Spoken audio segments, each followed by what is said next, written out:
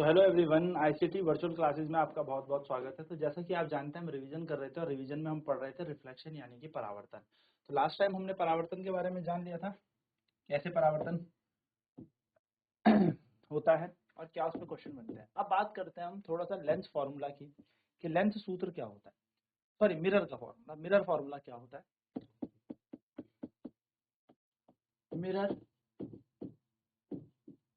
Formula यानी कि दर्पण सूत्र की हम बात करते हैं। तो दर्पण सूत्र क्या होता है? It is the relation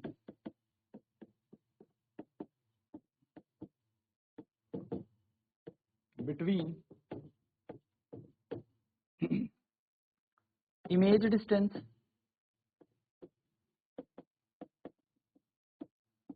object distance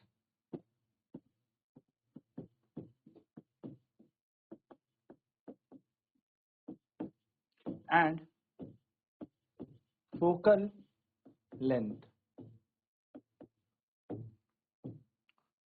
क्या होता है दर्पण सूत्र? तो दर्पण सूत्र हमारे पास यह प्रतिबिंब की दूरी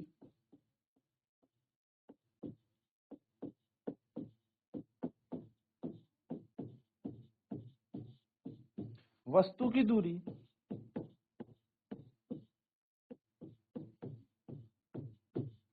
तथा फोकस दूरी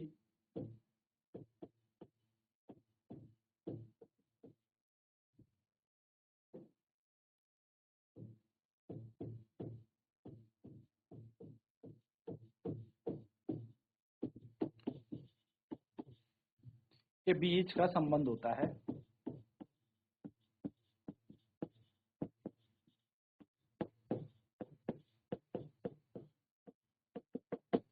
ठीक है, चलिए नोट करेंगे, फिर बात करते हैं क्या होता है फॉर्मूला हमारा। बात करते हैं क्या होता है दर्पण सूत्र। तो दर्पण सूत्र होता है 1/f equal to 1/v plus 1/u। ये हमारा दर्पण सूत्र होता है। ठीक है, एफ क्या होता है हमारे पास?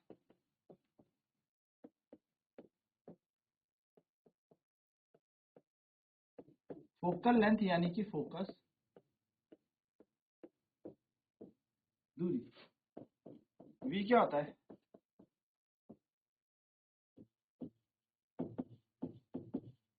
इमेज डिस्टेंस यानी कि प्रतिबिंब की दूरी, और यू होता है ऑब्जेक्ट डिस्टेंस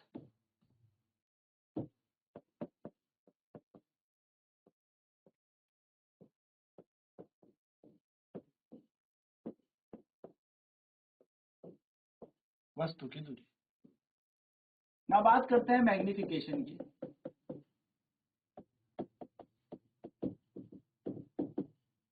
आवर्धन मैग्निफिकेशन क्या होता है? तो it is a ratio. Magnification क्या होता है? रेशियो होता है। It is the ratio of image distance, size of image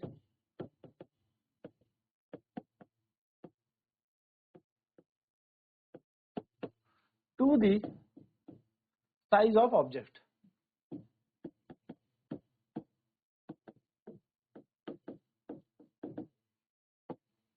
यानी कि जो दर्पण आवर्धन होता है यह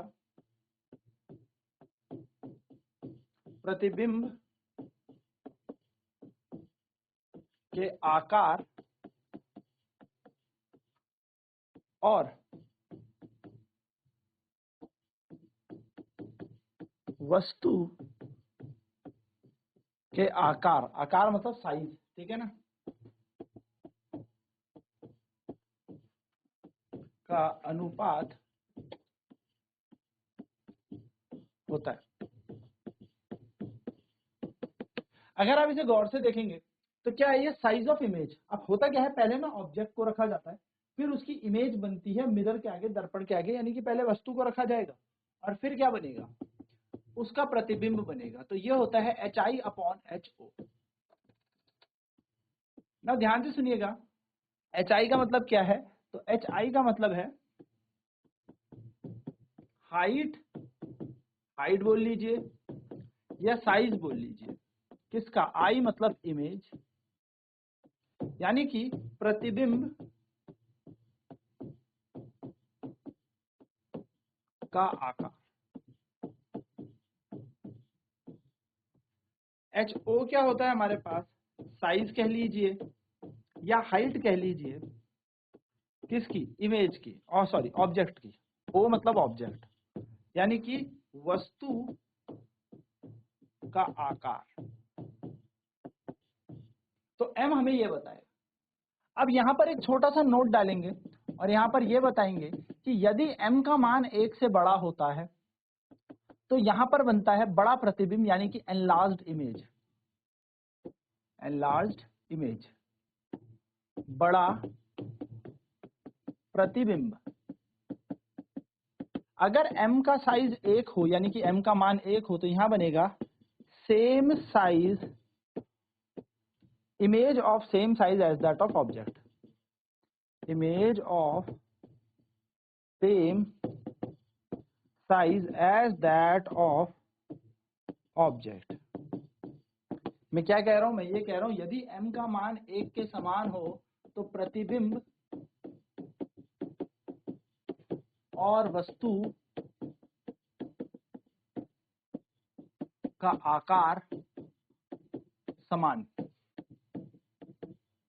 ठीक है। और यदि m 1 से छोटा हो तो डिमिनिश इमेज बनेगी। कैसा बनेगा? छोटा प्रतिबिंब बनेगा।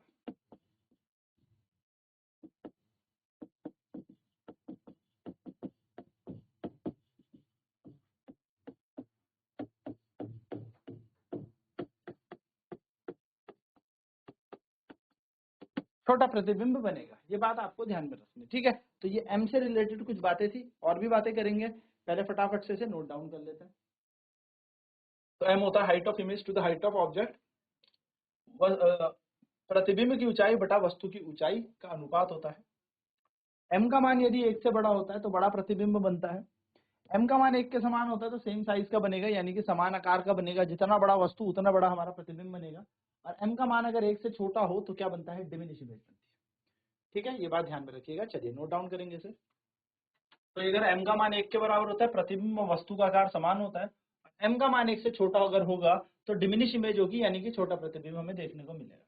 अब यहाँ पर ना आप कैसे समझ सकते हैं? ऐसे भी समझ सकते हैं। देखो m कब 1 से बड़ा आएगा? ऑब्वियसली जब HI/HO। अब m का फॉर्मूला तो ये है, जब ऊपर वाला न्यूमरेटर बड़ा हो डिनोमिनेटर से तो ऑटोमेटिकली ये 1 से बड़ा आएगा। तो यहाँ से समझ आ ही रही है बात कि इमेज जो है वो बड़ी है किससे? ऑब्जेक्ट से।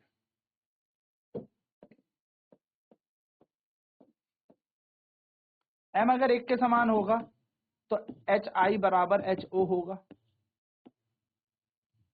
ये भी बात समझ में आ रही है। और m अगर 1 से छोटा होगा तो HI will be less than HO, यानी कि प्रतिबिंब का आकार वस्तु के आकार से छोटा। यहां से एक छोटा सा नोट और डालेंगे।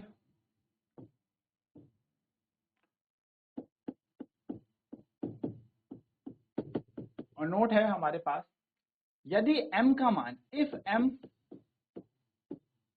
इज नेगेटिव, m की वैल्यू नेगेटिव आ जाती है, यानी कि यदि m का मान ऋणात्मक होता है, तो अगर m नेगेटिव होगा इसका मतलब क्या है? यहां से ये पता लगता है, it means the image is real and inverted.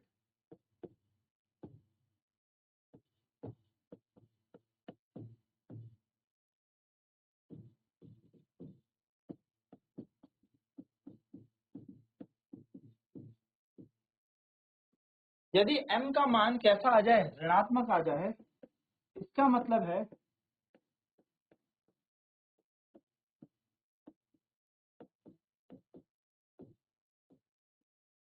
प्रतिबिंब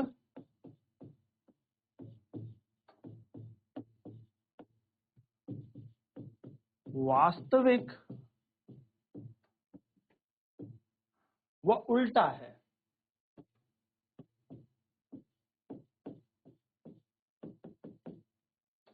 ठीक है, और यदि m का मान पॉजिटिव आ जाए, इफ m इज पॉजिटिव, यदि m का मान धनात्मक आ जाए, इसका मतलब it means the image is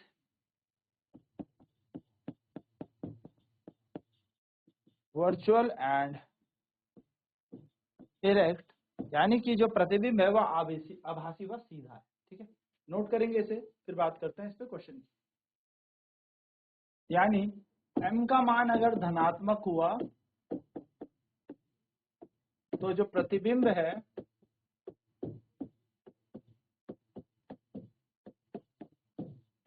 आभासी व सीधा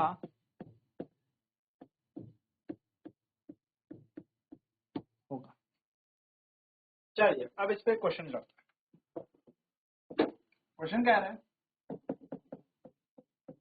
N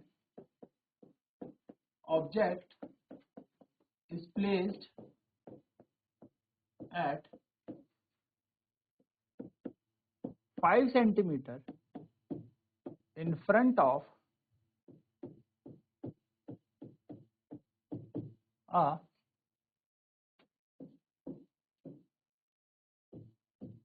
concave mirror of focal length 10 centimeter. Find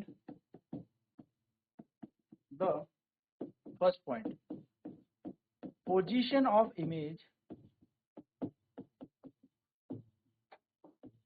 second point, nature of image।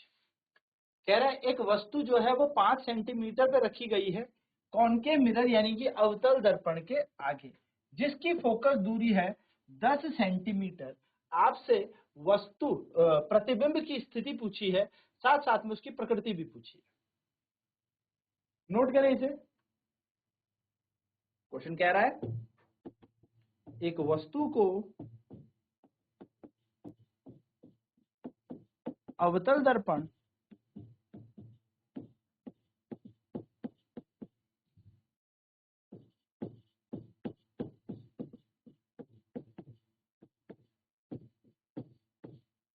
की दूरी में रखा है,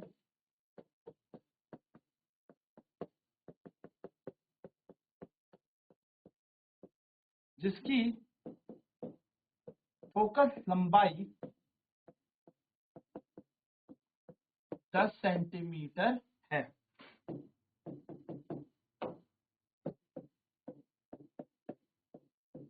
प्रतिबिंब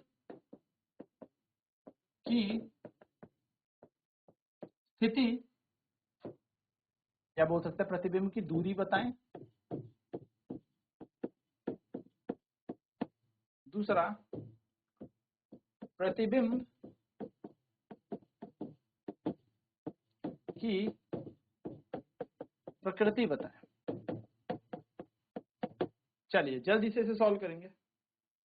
तो सबसे पहले हम यहाँ इस क्वेश्चन को सॉल्व कर लेते हैं। हमें वस्तु की दूरी दे रखी है कितनी, 10 सेंटीमीटर, 5 सेंटीमीटर, जो कि नेगेटिव होती है हमेशा। फोकस दूरी दे रखी है हमें 10 सेंटीमीटर।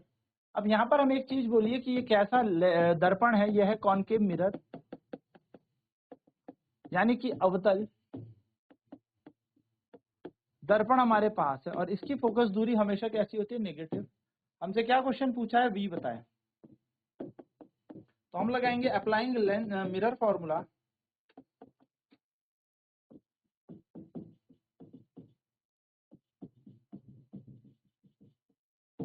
दर्पण सूत्र लगाने पर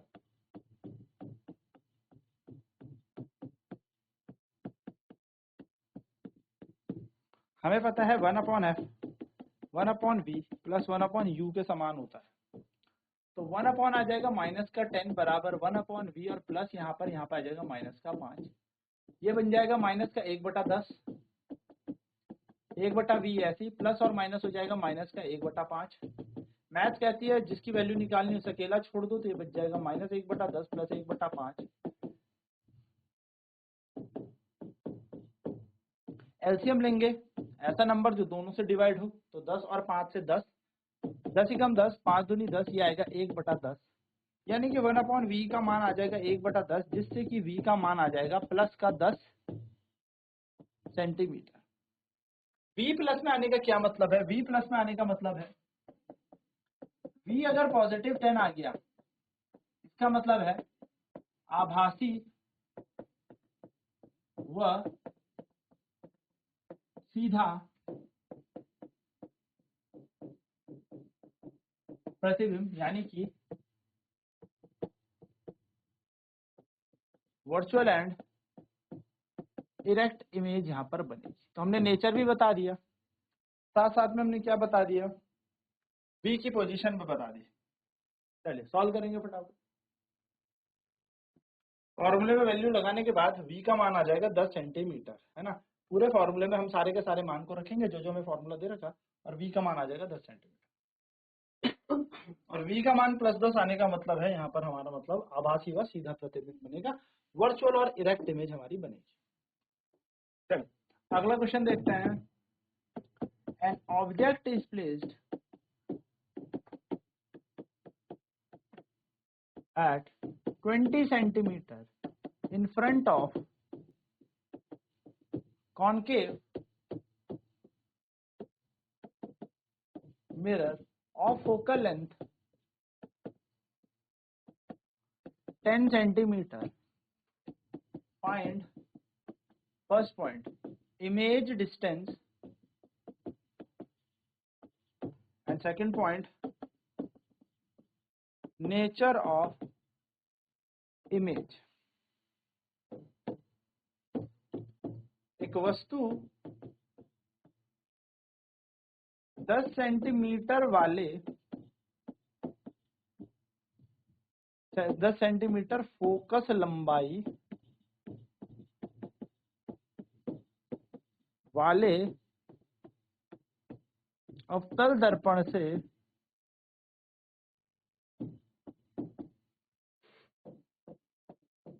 20 सेंटीमीटर की दूरी पर रखी है। पहला पॉइंट पूछ रहा है प्रतिबिंब की दूरी बताएं, और दूसरा पूछ लिया है प्रतिबिंब की प्रकृति बताएं।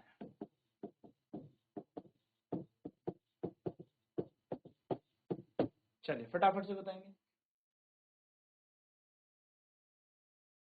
तो करना क्या है, कुछ भी नहीं, सबसे पहले हम देख लेते हैं हमें दिया क्या क्या है। तो हमें बोला है कि वस्तु को रखा गया है 20 सेंटीमीटर की दूरी पर। फोकस दूरी कितनी है इसकी? 10 सेंटीमीटर है। क्योंकि ये कॉनकेव मिरर है, क्योंकि ये एक अवतल दर्पण है, तो अवतल दर्पण की फोकस दूरी माइनस दर्पण का सूत्र लगाने पर बस सिंपल रखेंगे, तो 1 अपॉन एफ की जगह क्या आ जाएगा? 1 अपॉन माइनस का 1 अपॉन 10, यहाँ पर आएगा 1 अपॉन वी प्लस 1/-20, जो क्या हो जाएगा सॉल्व करके -1/20 हो जाएगा। ना ये 1/20 इधर जाएगा तो ये बन जाएगा -1 अपॉन 10 प्लस 1 अपॉन 20, जिसको सॉल्व करके क्या आ जाएगा? एलसीएम एक ऐसा नंबर जो दोनों से डिवाइड 20, 10 से कटेगा यहाँ पर -2 प्लस 1 यानी कि -1 अपॉन 20, और v का मान आ जाएगा -20 सेंटीमीटर। v क्योंकि माइनस में है तो ये बन जाएगी रियल एंड इन्वर्टेड इमेज, यानी कि ये बन जाएगा वास्तविक व उल्टा प्रतिबिंब। वास्तविक व उल्टा प्रतिबिंब यहाँ पर बन जाएगा।